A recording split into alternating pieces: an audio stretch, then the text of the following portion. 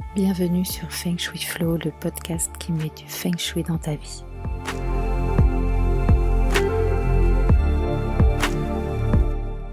Je suis Aude Charot. Ma mission est de vous aider à faire de votre habitat un véritable compagnon de vie. J'accompagne également les entrepreneurs à transformer leurs locaux professionnels en vecteurs de réussite. Dans ce podcast, j'aborde des sujets variés liés au bien-être. Feng Shui bien sûr, mais aussi déco, dev perso, spiritualité, énergétique, lecture inspirante. Je suis parfois seule, parfois accompagnée, car j'ai le plaisir d'avoir de temps en temps des invités. Chaque lundi, recevez votre dose de belles énergies. Bonjour. La semaine dernière, lorsque j'ai fait mon épisode sur l'aménagement de bureau, je vous ai parlé de la couleur jaune dans le cadre d'un petit cas pratique d'une de mes clientes. Et du coup, ça m'a donné envie un petit peu de vous parler du jaune. Moi, j'adore le jaune, mais à chaque fois, en fait, que je fais des expertises feng shui, on va dire que c'est 50-50. J'ai des clients qui vraiment, ne n'arrivent pas à envisager le fait de mettre un petit peu plus de jaune dans leur intérieur. Or, le jaune en feng shui, c'est la terre et on manque un petit peu de terre dans nos habitats, surtout depuis que c'est la mode un petit peu des voyez du lin, du beige, du grès, du bois, des matières naturelles et cetera. Ça, c'est cool, c'est génial, hein, je dis pas que c'est pas bien, mais du coup, en fait, il y a quand même 3 zones, dans la maison, le centre, le nord-est, hein, et le sud-ouest qui ont besoin de terre. Et vous le savez, moi je fais partie de ces experts feng shui qui non seulement utilisent la matière, bien sûr, mais utilisent également la couleur pour, favoriser en fait l'harmonisation des secteurs. Alors, aujourd'hui, du coup, je vais vous parler de la couleur jaune, la fabuleuse couleur jaune. Avec le jaune, je vous l'ai dit, ça passe ou ça casse. Donc, globalement, quand on regarde les statistiques, eh ben, il n'est pas particulièrement aimé et les gens s'en méfient. Il n'a pas, la plus belle des réputations parmi toutes les couleurs. Mais pourquoi donc? Alors, dans l'Antiquité, en fait, c'était le contraire. On l'appréciait, il était assez bien représenté dans les peintures, notamment, les peintures grecques et romaines. Et en fait, pourquoi le jaune n'a plus la cote? Eh ben, il faut monter, au Moyen Âge pour comprendre. C'est à cause du doré. En fait, l'or lui a fait une concurrence déloyale. Plutôt que du jaune, en fait, eh ben, on a commencé à utiliser du doré pour illustrer le soleil, la lumière, la puissance, le luxe.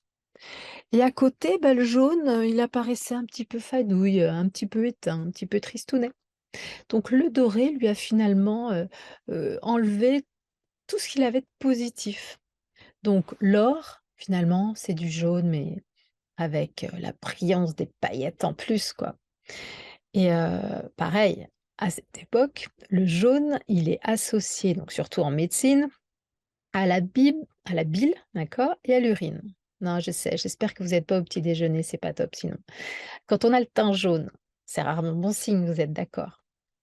Ensuite, le jaune devient carrément le symbole du mensonge et de la trahison.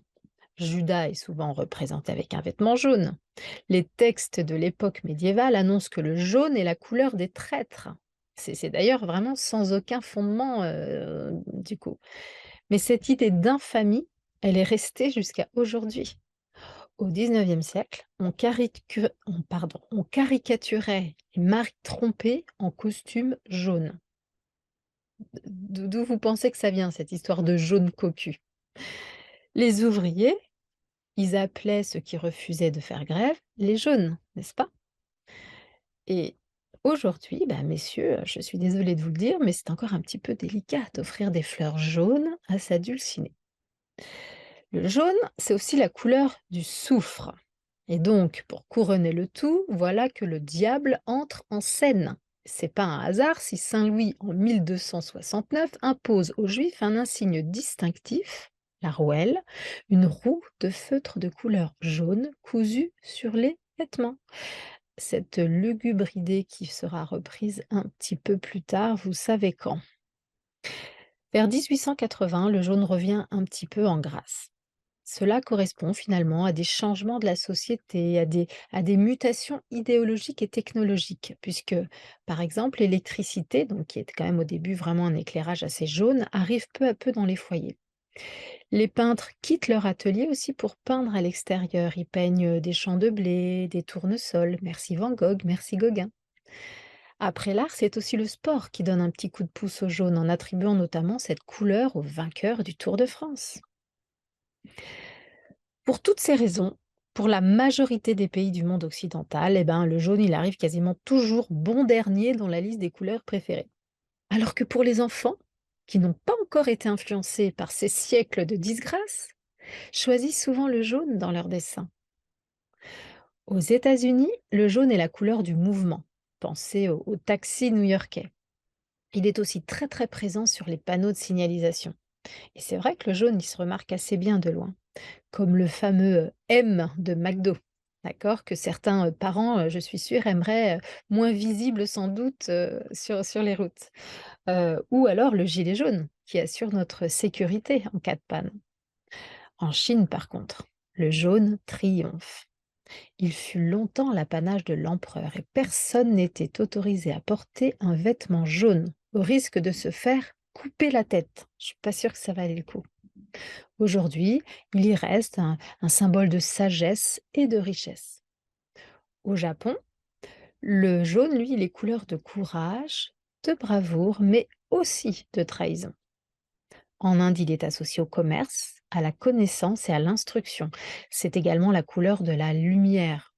Donc, le jaune safran, on a la croyance qu'il protège des maladies. En Égypte, par contre, bah, c'est la couleur du deuil et de la tristesse, à cause de son lien fort avec l'or, puisque l'or en Égypte est symbole de vie éternelle. Pourtant, selon la psychologie des couleurs, le jaune amènerait des pensées positives. En fait, il représente l'énergie, le dynamisme, l'enthousiasme. Physiologiquement, en fait, il joue sur le système nerveux et les émotions. Il augmenterait le niveau de sérotonine, la fameuse hormone du bonheur. En fait, le jaune, il a une longueur d'onde qui est assez longue, comprise entre 575 et 579 nanomètres. Elle est émotionnellement pardon, stimulante et elle nous rend, oui, plus confiants, plus optimistes. Grâce au jaune, nous avons davantage confiance en nous. C'est la couleur du soleil, après tout. Stimulant pour l'œil, il favorise la vigilance, mais également la concentration et l'assimilation des nouvelles idées. Donc il booste l'intellect, il a toute sa place dans un bureau, comme je vous le disais la semaine dernière. À petite dose, le jaune est déjà très actif. Alors attention, parce qu'en trop grande quantité, il peut vraiment déclencher de l'irritation, de l'anxiété, de la nervosité et même la nausée. D'accord? En fait, il y a certains jaunes qui sont trop acides, qui vont travailler directement sur notre système digestif. Moi, je trouve ça complètement dingue. Alors, quand des fois, on me dit non, mais la couleur, ça sert à rien. Non, mais la couleur, ça n'a pas de pouvoir. Voilà, je ne suis pas d'accord. Alors, le jaune en déco maintenant. Alors, il y a une multitude de tons jaunes. On a des jaunes qui sont plutôt chauds, le jaune jonquille, le babeur, le magnolia, le tournesol, le safran, l'ocre, le moutarde. Et des jaunes qui sont plus froids, comme le jaune citron ou le jaune fluo. Les jaunes peuvent être d'origine minérale, donc ocre, or-piment, réalgar, végétal, safran, curcuma ou de synthèse. Son usage en déco, il va découler de sa capacité finalement naturelle à éclairer. Donc, dans des pièces trop sombres, des couloirs étroits, on peut vraiment l'utiliser à bon escient. Dans les combles, on peut aussi peindre par exemple une partie du versant de plafond en jaune vif pour amener vraiment ce côté lumineux. Comme il capte le regard, en fait, le jaune permet aussi de mettre en valeur une zone de la pièce, vous savez, comme une alcôve, pardon, comme un détail architectural, une corniche par exemple. Ça peut être aussi des meubles ou des accessoires. On l'utilise un peu en fait comme un éclairage ponctuel et donc il faut pas hésiter finalement à bien marquer le contraste quand on utilise du jaune. Donc la peinture, le papier peint ne sont pas les seuls moyens pour faire entrer le jaune dans nos pièces, hein. On peut aussi penser à tous les textiles, les rideaux, les plaids, les coussins, les nappes. Si c'est plus facile, ça peut être une première étape, vous voyez, avant de prendre le pinceau. Le jaune en association, il aime le gris. Ça crée des ambiances hein, assez fortes, assez solaires. Le gris, c'est une couleur neutre en déco, donc on peut y associer un jaune assez vif. Le jaune, il aime aussi le bleu. On a un effet un peu mer-soleil qui est assez agréable. Il y en a un qui réchauffe, l'autre qui rafraîchit, et donc ça fait un petit équilibre sympatoche. Par contre, il faut choisir des nuances de même intensité, soit deux tons pâles, soit deux tons soutenus. Le jaune, il aime le rose aussi. Donc, on peut associer par exemple un rose poudré pâle avec un jaune printemps. Ça fait une petite ambiance féminine, mais sans trop d'effet layette. Et le jaune, bien sûr, il aime le violet, hein, que c'est sa couleur complémentaire. Donc ça fait vraiment un duo de choc hein, qui donne là aussi un contraste chaud-froid qui est assez sympa. Voilà, bien sûr, on équilibre tout ça en fonction des teintes et des pièces concernées. Et puis, bah, pour finir sur ce fabuleux jaune, hein, je vous le disais, le jaune en feng shui, il est associé à l'élément terre. Alors, souvent, mes clients ont du mal, en fait. Pour eux, la terre, c'est marron, quoi. Mais non. En fait, ça peut paraître bizarre, effectivement, à un Européen, mais ça l'est beaucoup moins en Chine ou en Afrique, d'ailleurs. Le plateau de Laos, situé en Chine du Nord, il est traversé par le fleuve jaune et le nom. Pourquoi le fleuve est jaune? En fait, le nom est tiré des terres qui sont asséchées et en fait, le fleuve emporte ces terres et c'est ces terres qui viennent teinter en jaune le fleuve, vous voyez? Pareil quand on pense, regarder Roland-Garros et penser à la terre battue.